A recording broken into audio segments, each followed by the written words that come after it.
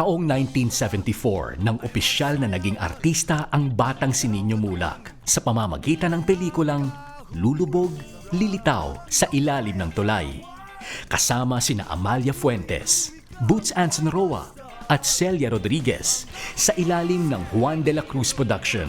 Yung first movie ko, yung dialogue ko, brush my teeth, brush my yun yung unang-unang dialogue ko. Kasi, kunyari, nagtututbrush kami ng mga bata. Tapos yung kinuha nila mga bata, ako, sina Aga, sina Arlene Mula. Pag meron siyang film na ginagawa and kailangan ng mga extra na bata, so pasusundo kami ng papa ko. Pasusundo kami, me and my brother.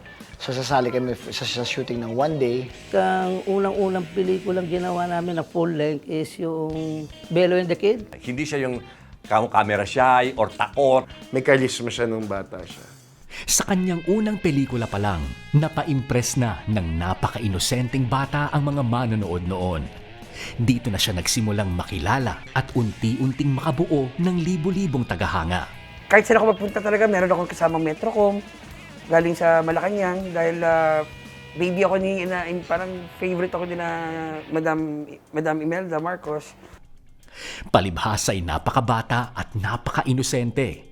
Walang kamalay-malay ang batang si Nino sa kanyang mga pinaggagawa sa showbiz noon. Pag nasa camera na yan, hindi mo marunong magbasa nung araw yan, bata yan eh.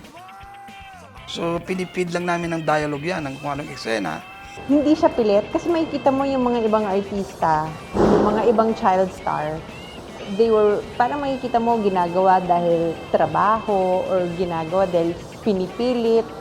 Ito talaga gustong-gusto niya yung ginagawa niya. Magugulat ka lang, may mga dagdag na yan eh. Naiintindihan niyo kung ano yung eksena, tapos daga-aldib na siya. Sa kanyang pagsisimula ng mga maliliit pero markadong eksena sa pelikula, ito na pala ang simula ng kanyang napakalaking eksena sa mundo ng pag-aartista. Kaya ko lang naman ho naisip yun eh.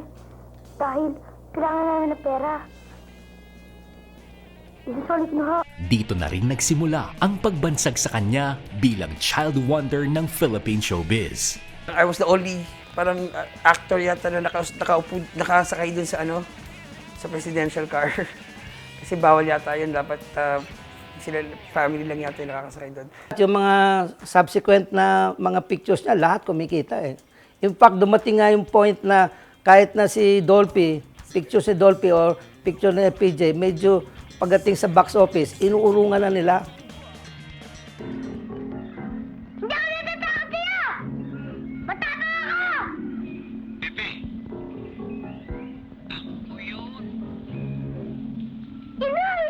Pero pa akong picture na si Madam Imelda nakaupo sa chair niya, tapos nakaupo ako doon sa presidential chair, tapos si Marcos andun sa likod nakatayo. At such a young age, he had already achieved so much.